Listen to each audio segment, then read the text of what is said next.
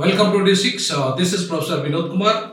ఈరోజు టాపిక్లకు వెళ్ళే ముందు మన ఛానల్ ప్రజలది ప్రజా ఉద్యమం కోసం ఏర్పాటు చేసిన ఛానల్.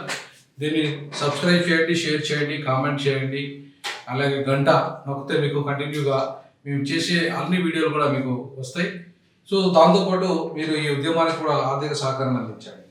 ఇక ఈరోజు మనం చర్చలోకి వస్తే ప్రధానంగా లేటెస్ట్ టాపిక్లోకి వచ్చేస్తే 42% బీసీలకు రిజర్వేషన్లు తేల్చడానికి పంచాయతీ ఎన్నికలు అనేది ఏదైతే ఇవాళ హెడ్లైన్స్ చూసామో అది నిజంగా దాన్ని మనం ఊహించింది. అదొకటే కాకుండా వర్గీకరణ అంశం కూడా తేలాలి, వర్గీకరణ చట్టం కూడా రావాలి. సో 42% బీసీలతో పాటు వర్గీకరణ చట్టం కూడా తేలితే తప్ప ఇవాళ మీరు కాంగ్రెస్ పార్టీ ఎన్నికలకు పోలేదు. ఎందుకంటే మీరు బీసీలకు హామీ ఇచ్చినట్టుగానే ఎస్సీలకు ముఖ్యంగా మాదిగలకు కూడా హామీ ఇచ్చారు, మేము వర్గీకరణ చేస్తామని. సో కాబట్టి వర్గీకరణ ఒకటి, అలాగే ఇవాళ బీసీలకు రిజర్వేషన్లు 42% ఒకటి. సో ఈ బీసీలకు 42%తో పాటు ఎస్సీలకు కూడా 22% పెంచాలి అందులో. ఇది ఖచ్చితంగా మీరు పాటించాల్సిన అవసరం ఉంది. ఎందుకంటే పెరిగిన జనాభాకు అనుకూలంగా వాళ్ళకు 42% మీరు పెంచుతున్నట్టుగానే పెరిగిన జనాభాకు అనుకూలంగా ఎస్సీలకు 22% పెంచాల్సిన బాధ్యత మీది. అట్లాగే ఎస్టీలకు 10% పెంచాల్సిన బాధ్యత మీది. అలాగే బీసీ కోటాను ఇవాళ పెంచాల్సిన బాధ్యత ఉంది. బీసీ కోటాను పెంచాల్సిన అవసరం ఉంది. సో బీసీ కోటాను అట్లీస్ట్ 3% పెంచాలి. బీసీ కోటాను అట్లీస్ట్ 4% నుండి అది 10% పెంచాలి. అలాగే ఇవాళ బీసీ ఎస్సీ కోటాను 22% పెంచాలి, ఎస్టీ కోటాను 10% పెంచాలి. ఆ రకంగా మీరు చూసుకుంటే 42% బీసీ కోటాతో పాటు ఎస్సీ కోటా 22%, ఎస్టీ కోటా 10%, అలాగే BC quota 10%, at least BCC quota 1 నుండి 5% పెంచినా కూడా బాగుంటుంది. ఇంకొక 4% పెంచితే అది 5% అవుతుంది. సో అలాగా పెరిగిన జనాభాకు అనుకూలంగా ఇవాళ అన్ని కోటాలు పెంచాల్సిన అవసరం ఉంది. అప్పుడు మాత్రమే మీరు ఎన్నికలకు పోతే మిమ్మల్ని ఆదరించే అవకాశం ఉంది. లేదంటే మిమ్మల్ని ఖచ్చితంగా నిలదీస్తారు, ప్రశ్నిస్తారు. ఎందుకంటే మీరు ఇచ్చిన డిక్లరేషన్స్ ఇవన్నీ కూడా, మీరు ఇచ్చిన హామీలే ఇవన్నీ కూడా. ఇవి మీరు ఇయ్యని హామీలు కాదు, ఇచ్చిన హామీలను నెరవేర్చిన తర్వాతనే మీరు ఎన్నికలు పోవాలి. అది పంచాయతీ ఎన్నికలు కేవలం బీసీ రిజర్వేషన్లు మాత్రమే తేలితే సరిపోదు. ఎస్సీ ఎస్టీ రిజర్వేషన్లు తేలాలి, మైనార్టీ రిజర్వేషన్లు తేలాలి, దళిత క్రైస్తవుల రిజర్వేషన్ల శాతం పెంచాలి, సో ముస్లింల శాతం పెంచాలి, ఎస్టీల శాతం పెంచాలి, అలాగే ఎస్సీల శాతం పెంచాలి.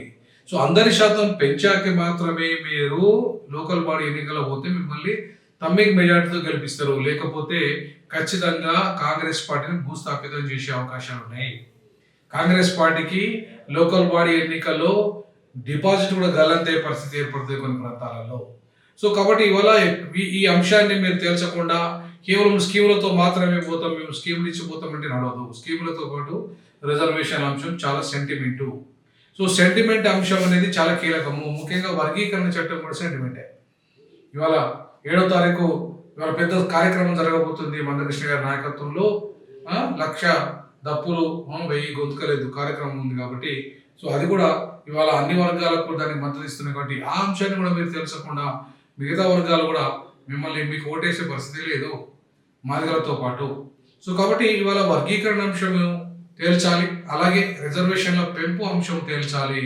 ఓవరాల్గా ఈ 2 కీలకమైన అంశాలు తెలిస్తే తప్ప మీరు లోకల్ బాడీ ఎన్నికలకు పోలేరు.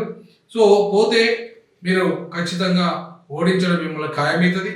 ఆ దిశగా ఇవాళ అడుగులు వేయాల్సిన అవసరం ఎంతైనా ఉంటుందని చెప్పేసి ఈ సందర్భంగా D6 భావిస్తుంది. ఇవాళ మేము మొన్ననే బీసీ రిజర్వేషన్ల పెంపు దాంట్లో జస్టిస్ ఈశ్వరయ్య గారి నేతృత్వంలో జరిగినప్పుడు సంఘీభావం పూర్తిగా ప్రకటించడం జరిగింది. సో జస్టిస్ ఈశ్వరయ్య గారు కూడా ఇవాళ ఎస్సీల యొక్క జనాభా ప్రకారం 22% పెంచాలని చెప్పేసి అంశాన్ని వారు కూడా అంగీకరించడం జరిగింది. ఇవాళ బీసీ సంఘాలు అన్నీ కూడా ఎస్సీ రిజర్వేషన్లను 22%, ఎస్టీల 10%, మైనార్టీల 10%, అలాగే దళిత క్రైస్తవులకి అట్లీస్ట్ 5%, అంటే 1% నుండి ఇంకో 4% పెంచగలిగితే 5% అవుతుంది. సో వీళ్ళంతా కూడా జనాభా పెరిగింది కాబట్టి పెరిగిన జనాభాకు అనుకూలంగా పెంచాల్సిన అవసరం ఉంది. మీరు ఈడబ్ల్యూఎస్లో పెంచుకున్నారు, మీరు ఉన్నదే 7% తెలంగాణలో, అందులో పేదలు ఉన్నదే 2%.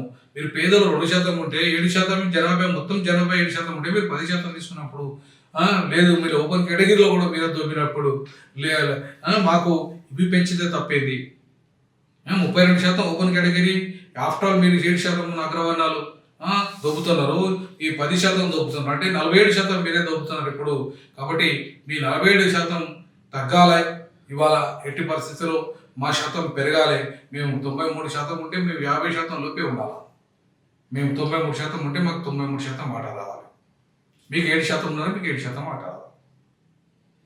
సో కాబట్టి ఇవాళ 93% కాకపోయినా 90% మాకు వాటా వచ్చి మీకు 7% వాటా వస్తే 3% అగ్రవర్ణాల సంపన్నులకు మీరు వదిలేయండి.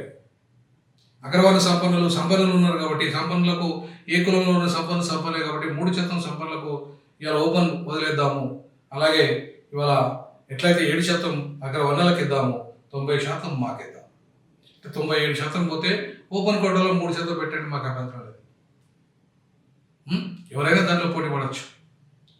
కాబట్టి 100% ఇవాళ రిజర్వేషన్లు పెంచాలి. 90% మా వర్గాలకు ఇవ్వాలి. అలాగే 7% మీరు తీసుకోవాలి. సో మీరు 7%, మీ 90%, 97%, 3% ఓపెన్ కేటగిరీలో పెట్టాలి. అది అన్ని ఏ కులంలో అయినా డబ్బునున్న కేంద్రంలో ఇవ్వాలి. ఈ రకంగా నువ్వు వర్గీకరణ చట్టం, రిజర్వేషన్ పెంపు చట్టం చేయడానికి ఇవాళ సిద్ధపడాలి. లేదంటే ఖచ్చితంగా కాంగ్రెస్ పార్టీని నిలదీయాల్సిన బాధ్యత ఈ 93% జనాభాకు ఉంది. అంతేకాకుండా వర్గీకరణ పోరాటం 30 ఏళ్ళుగా కొనసాగుతుంది కాబట్టి ఆ సమస్య కూడా పరిష్కారం చేయాల్సిన అవసరం ఉంది. అది చేయకుండా ఇవాళ ఎన్నికలు పోతామంటే ఖచ్చితంగా మాదిగలు ఊరుకోరు, ఖచ్చితంగా నిలదీస్తారు కాంగ్రెస్ పార్టీ. ఏ మాదిగలు అయితే మొన్న మిమ్మల్ని రెండు మా మాదిగలకు మీరు ఎంపీ టికెట్లు ఇవ్వకపోయినా, మీరు ఎమ్మెల్యే టికెట్లు మాకు 4 టికెట్లకు గండి కొట్టినా, ఇవాళ మాకు 4 ఎమ్మెల్యే లాస్ అయినాం కాంగ్రెస్ వల్ల, 2 ఎంపీలు లాస్ అయినాం కాంగ్రెస్ వల్ల ఇవాళ. కాబట్టి గతంలో కూడా కాంగ్రెస్ పార్టీ వర్గీకరణ చేయలేదు, వర్గీకరణ చట్టం తేలేదు. ఖచ్చితంగా వర్గీకరణ చట్టం తేకపోతే కూడా మీకు నూకలు చెల్లుతాయి, గ్యారంటీగా మాదిగలు తిరుగుబాటు చేస్తారు, అందులో సవాలే లేదు. సో కాబట్టి ఇవాళ మెజారిటీ ప్రజలైన వాళ్ళకి, బీసీలకు ఒకవైపు, మాదిగలకు ఒకవైపు, అలాగే ఎస్టీలకు ఒకవైపు, మైనార్టీలకు న్యాయం చేయకుండా మేము ఏదో పథకాల పేరు మీద మేము మభ్యపెట్టి కొంతమందికి ఇచ్చి మేము ఎన్నికల పోతామంటే నడవదు. రేవంత్ రెడ్డి గారికి లోకల్ బాడీ ఎన్నికలు ఛాలెంజ్. ఆ ఛాలెంజ్లో ఆయన నెగ్గితేనే ఆయన ప్రభుత్వం నిలబడగలుగుతుంది. రేపు నెక్స్ట్ మళ్ళీ ఇంకో 5 ఏళ్ళు ముఖ్యమంత్రి అంటున్నాడు. కాబట్టి ఇలా ఈ దేశానికే మోడల్గా మీరు ఉండాలనుకున్నప్పుడు ఈ మోడల్ రిజర్వేషన్ అంశాలు తీర్చాలి. అలాగే మాకు ఫలితాలు అన్ని రంగాల్లో సంపదలో వాటా కూడా రావాలి, అట్లాగే భూమిలో వాటా రావాలి, ఉద్యోగాల్లో వాటా రావాలి, ప్రైవేట్ రంగంలో వాటా రావాలి. అన్ని రంగాల్లో రెడ్ల కంటే, అగ్రవర్ణాలకు ఎట్లయితే బాగా సంపద ఉందో, ఎట్లయితే రాజ్యం ఉందో వాళ్ళ చేతిలో, ఎట్లయితే సంపద ఉందో, ఎట్లయితే పరిశ్రమలు ఉన్నాయో, ఎట్లయితే సినిమా ఇండస్ట్రీ ఉందో, ఎట్లయితే ఫార్మా ఇండస్ట్రీ వాళ్ళ చేతులు ఉందో, అట్లానే ఈ వర్గాలకు 93% ఉన్న బీసీ ఎస్టీ వర్గాలకు కూడా అవి ట్రాన్స్ఫర్ అయ్యేదాకా పోరాటం ఆగదు. తప్పకుండా ఆ దిశగా అడుగులు వేయాల్సిన అవసరం ఉంది కాంగ్రెస్ పార్టీ.